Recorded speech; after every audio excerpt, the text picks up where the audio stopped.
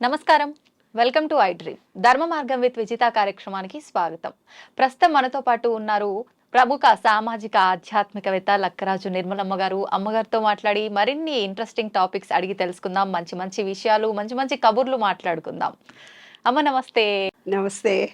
అమ్మ, భగవంతుడి విషయానికి వస్తే భగవంతుడు ఒక్కడే అని అంటారు, కానీ వివిధ రూపాల్లో ఉన్నాడు అని అంటారు. నిజంగా వివిధ రూపాల్లో ఉన్నాడా?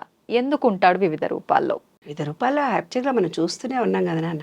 వెంకటేశ్వర స్వామి వేరే ఉన్నాడు, కృష్ణుడు వేరే ఉన్నాడు, రాముడు వేరే ఉన్నాడు, సాయిబాబా వేరే ఉన్నాడు, దత్తాత్రేయుడు వేరే ఉన్నాడు, ఆంజనేయ స్వామి వేరే ఉన్నాడు. మనం ఇన్ని రకాలుగా, అందుకే మనం ఊరికి కామెంట్ చేస్తారు నాన్న, ఏంటి వీళ్ళకి ఇన్ని దేవుళ్ళు ఉన్నారు, రోజు ఆ దేవుడు పూజ అంటారు, ఈ దేవుడు పూజ అంటారు, ఎప్పుడు మంగళవారం పూజ అంటారు, శుక్రవారం పూజ అంటారు, ఆదివారం ఇన్ని దేవుళ్ళు ఎందుకున్నారని చాలామంది క్వశ్చన్ అడిగారు నాన్న. దానికి ఒక కారణం ఉంటుంది. ఇప్పుడు ఒక ఆవిడ నా దగ్గరికి వచ్చి, నేను లలితా పారాయణం బాగా చేస్తానమ్మా శుక్రవారం నాడు, ఇన్నేళ్ల నుంచి నాకు బాగా కలిసి వచ్చింది, కానీ ఇప్పుడు నేను అమ్మవారి పూజ చేస్తే నాకేం కలిసి రావట్లేదు అని అంటుంది. అంటే దానికి ఒక రహస్యం ఉంది. ఏంటమ్మా రహస్యం అంటే, ఇప్పుడు ఇన్ని దేవుళ్ళుగా ప్రచారం కావడానికి ఒక మనిషి శుక్ర మహర్దశలో పుడితే అమ్మవారిని పూజ చేస్తారు. గురు మహర్దశలో పుట్టిన వాళ్లను, ఇప్పుడు చిన్నజీయర్ స్వామి గురువులందరూ ఉన్నారు కదా, వాళ్ళ జాతకం చూసుకొని గురు మహర్దశలో పుట్టిన వాళ్ళు లైఫ్ అంతా గురువులకు దగ్గర అవుతారు. వాళ్ళ ఆస్తులన్నీ వాళ్ళకి సత్యసాయిబాబా ఆస్తులు కూడా రాసిచ్చిన వాళ్ళు ఉన్నారు. మా ఫ్రెండ్సే ఉన్నారు, వెళ్ళిపోయి వాళ్ళకి ఆస్తులన్నీ రాసిచ్చారు. పిల్లలు సెటిల్ కాగానే ఆస్తులు ఉన్నాయి, ఎక్కడ బతకాలి అనుకోని ఆస్తులన్నీ రాసిచ్చారు. ఎంతోమంది సీక్రెట్గా, అంటే గురు ప్రభావం బాగా ఉన్న వాళ్ళ జాతకాలను తీసుకొని ఆ గురువులు వాళ్ళ దగ్గర పెట్టుకుంటారు. వాళ్ళ ద్వారా వాళ్ళు సెటిల్ అయ్యి అందరికీ సేవలు చేయించుకుంటారు అనమాట. గురు ప్రభావం ఉన్న వాళ్ళని గురువు దగ్గరికి పోతుంటారు. శని ప్రభావం ఉన్న వాళ్ళు వెంకటేశ్వర స్వామి లాంటి సేవలు, శని పూజలు ఎక్కువ చేస్తారు. శుక్ర మహర్దశలో పుట్టిన వాళ్ళు శుక్రుడి పూజలు, అమ్మవారి పూజలు చేస్తుంటారు. అర్థమైందా? చంద్ర మహర్దశలో పుట్టిన వాళ్ళు శివుడికి పూజలు ఎక్కువ చేస్తూ పోతుంటారు. ఇది సీక్రెట్. ఇది బుధ మహర్దశలో పుట్టిన వాళ్ళు విష్ణువుకి పూజలు ఎక్కువ చేస్తూ పోతుంటారు. లక్ష్మీ విష్ణుడు, శ్రీరాముడు, కృష్ణుడు భజనలు చేస్తారు వాళ్ళు. అవునవును, కృష్ణ ప్రేమతో బతుకుతారు. అలాగా ఆ గ్రహ దశలను బట్టి వాళ్ళు ఆ దేవుళ్ళను దేవుళ్ళుగా మనమే మార్చాము. ఆ దేవుళ్ళకు ఒక రూపాన్ని ఇచ్చాము, ఆ దేవుళ్ళకి ఇన్ని గుళ్ళు కట్టారు. ఆ గ్రహ దశల్లో వాళ్ళు అలాగే జాతకాలు చెప్పే వాళ్ళ దగ్గరికి వస్తే, మా నాన్నగారు జాతకాలు చెప్పేవాళ్ళు కాబట్టి నాకు బాగా తెలుసు. అయితే ఇప్పుడిప్పుడు మనుషులనందరినీ చూసి ఇవన్నీ చూస్తుంటే, శని పట్టింది నీకు, 7 ఏళ్ల శని ఉంటాడు, నువ్వు పోయి శనేశ్వరుడికి పూజలు చెయ్యి, వ్రతాలు చెయ్యి అని అంటుంటారు నాన్న. అవునమ్మా. ఎప్పుడైతే నీకు శాటర్న్ నీ గ్రహ దశల్లోకి వస్తాడో, రాగానే నీకు తెలియకుండా గుడికెళ్ళి శనికి పూజ చేస్తావు, నీకు తెలియకుండా బ్లాక్ డ్రెస్ వేసుకుంటావు. నువ్వు వేసుకునే డ్రెస్సు నీకు ఆ కలరే వస్తుంది కొన్ని రోజులు నీకు. కొంతమంది పింకే వేసుకుంటారు ఎక్కువ, కొంతమంది గ్రీనే వేసుకుంటారు, కొంతమంది రాహు దోషం ఉన్న వాళ్ళందరూ రెడ్ కలరే ఇష్టపడతారు. కేతు దోషం, రాహు కేతుల దోషం ఉన్న వాళ్ళంతా బ్లాక్ ఇష్టపడతారు. అంటే వాళ్ళ గ్రహ దశలను బట్టి ఆ కలరే వాళ్ళకి అట్రాక్ట్ అవుతుంది. ఆ దేవుళ్ళనే వాళ్ళు పూజ చేస్తారు. అది యాదృశ్చికంగా జరిగిపోతుంది. అలా చేయడం మంచిదా? ఆటోమేటిక్ గా జరిగిపోతుంది. ఇప్పుడు ఏమంటారు కొంతమంది, రాహు దోషం ఉంది, నీవేదో ఉంగరం పెట్టుకో, గురుమార్ దశ తక్కువ ఉంది, ఈ గృహం తెచ్చుకొని ఎవరెవరో చెప్తుంటారు, అవి పెట్టుకుంటారు.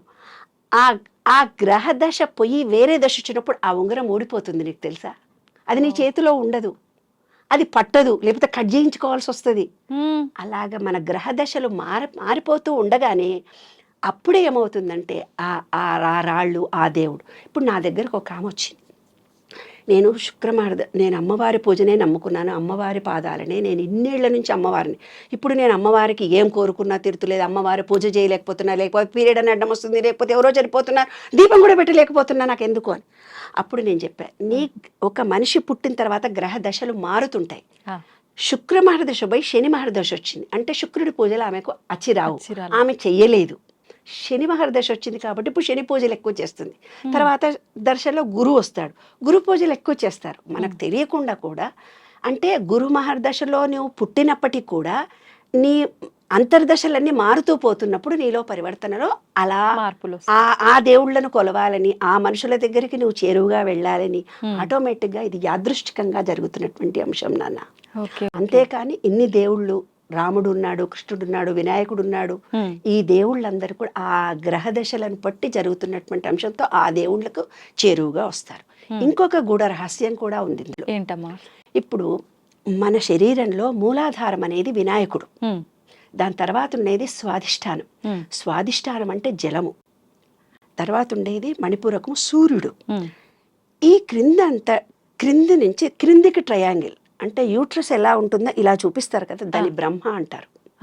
వినాయకుడు, తర్వాత నీరు, మణిపూరకము, స్వాధిష్టాన చక్రం. స్వాధిష్టాన చక్రం అంటే వాటర్. దానికోసమే మంత్రాలు, యంత్రాలు, జపాలు ఉన్నాయి. స్వాధిష్టం. ఆడవాళ్ళు బొడ్డు కింద చీర కట్టుకుంటే మగవాళ్ళు పడిపోతారు, వాళ్ళు కోట్లు సంపాదించుకుంటున్నారు. అది స్వాధిష్టాన చక్రం కనిపిస్తే అలా అట్రాక్ట్ అవుతారు. దాని తర్వాత ఉన్నది అనాహత చక్రం, దాని తర్వాత ఉన్నది విశుద్ధి, ఇక్కడ ఉండేది ఆజ్ఞ. ఇదంతా శివుడు. ఈ ట్రయాంగిల్ ఇలా ఉంటుంది. ఇలా క్రిందికి ఇలా పైకి ఉన్నదాన్ని కలిపితే శ్రీచక్రము అన్నారు. అలాగా ప్రతి దాంట్లో ఒక అర్థాలు ఉన్నాయి నాన్న, ప్రతి దాంట్లో ఒక రహస్యాలు ఉన్నాయమ్మా. మనం నిత్య జీవితంలో వాటన్నిటిని మర్చిపోయి మూఢ విశ్వాసాలు, మూఢనమ్మకాలు వీటితో మనం బ్రతుకుతున్నాం. కానీ ప్రతి దేవుణ్ణి, ఆ దేవుణ్ణి వాళ్ళు అలా కొలిస్తే వాళ్లకు అలా వరాలు కూడా వస్తాయి, వాళ్ళు అనుకున్నవి జరుగుతాయి. ఆ దేవుళ్ళకి చేరువుగా వాళ్ళు వెళ్తారు నాన్న. గురువు అనుగ్రహం ఉన్న వాళ్ళు మినిస్టర్ల దగ్గరికి వెళ్తారు. గురువు అనుగ్రహం ఉన్న శుక్ర మహర్దశ వచ్చినప్పుడు డబ్బు సంపాదిస్తారు. గురు మహర్దశ వచ్చినప్పుడు స్పీచ్ పవర్ పెరుగుతుంది, వాళ్ళ మాటకు విలువ, గౌరవం పెరుగుతుంది. శని మహర్దశ వచ్చినప్పుడు లేబర్లకు దగ్గరగా అట్రాక్ట్ అవుతారు. లేబరు, పేపరు, ఆయిల్ శనికి సంబంధించినటువంటి గ్రహం. వాళ్ళు ఆ రంగంలో చేస్తేనే వాళ్ళు రాణిస్తారు. హ్యాండిక్యాప్డ్ స్కూల్ పెట్టడము, లేకపోతే లేబరు కాంట్రాక్ట్ బిజినెస్ చేయడము, పేపర్లో ప్రెస్లో ఉద్యోగాలు రావడము, అలాగా. ఆయిల్ దాంట్లో, ఆయిల్ కాంట్రాక్ట్ దాంట్లో, ఆయిల్ బిజినెస్ చేస్తే వాళ్ళకి శని బాగా ఉన్న వాళ్ళకి ఆయిల్ దుకాణం పెట్టుకుంటే బాగా నడుస్తుంది, బట్టల దుకాణం పెట్టుకుంటే బాగా నడుస్తుంది. వాళ్ళకి ఆ దశ మారిన తర్వాత మళ్ళీ అంటే వాళ్ళకి అది కలిసి వస్తుంది. వాళ్ళు శని మహర్దశలో పుట్టారనుకోండి, గ్రహ దశలు మారుతున్నప్పుడు బిజినెస్ లో అప్ అండ్ డౌన్ అలా వచ్చినా వాళ్ళ జీవితం అంతా కూడా శని ప్రభావంతో అంటే మనం పుట్టేటప్పుడు ఆ గ్రహాలు కొంచెం దూరంలో ఉంటాయి. ఆ ఎనర్జీ లెవెల్ విశ్వం మొత్తము, నేను చెప్పాను ఇంత ఎలక్ట్రిసిటీ ఉండేది, అనంతంగా ఉండే ఎలక్ట్రిసిటీ అంతానేమో విశ్వం ఆయననే పరమాత్మ, మనమేమో ఆత్మ, మనమేమో చిన్న చిప్పు, ఆయననేమో పెద్ద లైట్. ఆ పెద్ద లైట్ దగ్గర గ్రహాలన్నీ ఓవెల్ షేప్ లో తిరుగుతున్నాయి. ఓవెల్ షేప్ లో తిరుగుతున్నప్పుడు గ్రహ దశలు మారుతుంటాయి కదా, శుక్రుడు, శని, అంగారకం. మనం పుట్టే టయానికి ఆ గ్రహాలు ఎంత దూరంలో ఉన్నాయి, వాటి ప్రభావం మన మీద ఎంత పడుతుంది అనేది ఇది ఒక సైంటిఫిక్ శాస్త్రం అంతే తప్ప మూఢ విశ్వాసం కాదు. అస్ట్రాలజీ ఈజ్ ఏ సైన్స్గా నమ్మాలిగా. వాళ్ళు ఎవరో చెప్పారో నాకు ఇంతే అవుతుంది కదా అని అపవిశ్వాసం పెట్టుకొని, అపనమ్మకం పెట్టుకొని అదే జీవితం అనుకుంటే మాత్రం జీవితం పాడైపోతుంది. కాబట్టి గ్రహదశలు మారుతూ ఉంటాయి, అదే విశ్వ నియమాల్లో చెప్పింది. అప్ అండ్ డౌన్స్ ఉంటాయి, ఎప్పుడు ఎనర్జీ లెవెల్స్ ఒక తీరు ఉండవు. ఇవాళ మనం హెల్తీగా ఉన్న వాళ్ళం ఒకరోజు అనారోగ్యం కూడా రావచ్చు, మళ్ళీ రెండో రోజే హ్యాపీగా ఉండొచ్చు. ఒకరోజు సక్సెస్ఫుల్గా అయిన మనిషి ఒకరోజు యాక్టివ్గా ఉండకపోవచ్చు. ఎనర్జీ లెవెల్స్ మారుతున్నప్పుడు అప్ అండ్ డౌన్స్ కరెక్ట్గా వస్తాయి, ఇలాగే వస్తాయి.